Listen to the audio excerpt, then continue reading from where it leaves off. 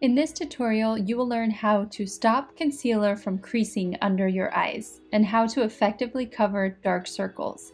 I'm going to show you step by step my technique, how you can go from this to this. The next 3 minutes might change your life. Let's get started. My first step is to start with an under eye cream. I'm using the Shiseido Benefiance, and I use my ring finger to apply this and gently pat this into my skin. Ideally, you want to give your skin about 5 minutes to let this eye cream soak in before you move to the next step.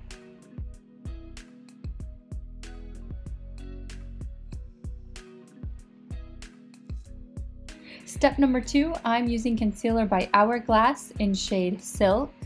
I'm going to apply just a few drops. It's really important to get the right amount. You don't want to use too much, and you also want to make sure that you have enough for coverage.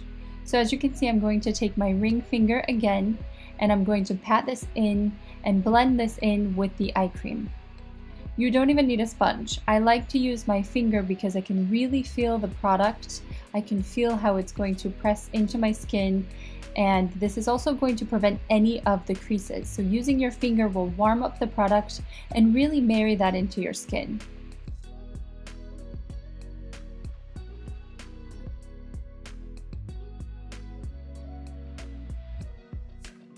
Once you feel like the product is pressed into your skin and you don't have any creases, I take the foundation Kabuki brush by Mint Pear and I blend the concealer in with my foundation. The next step is to take the Laura Mercier Secret Brightening Powder for under eyes. Taking the Mint Pear little powder brush, I use a little bit of this powder to set in the concealer, and this is a very important step because it's basically going to make sure that everything stays in place all day long. It's going to prevent that creasing, and also this powder has a little bit of a brightening agent, so it just gives you that bright, youthful look.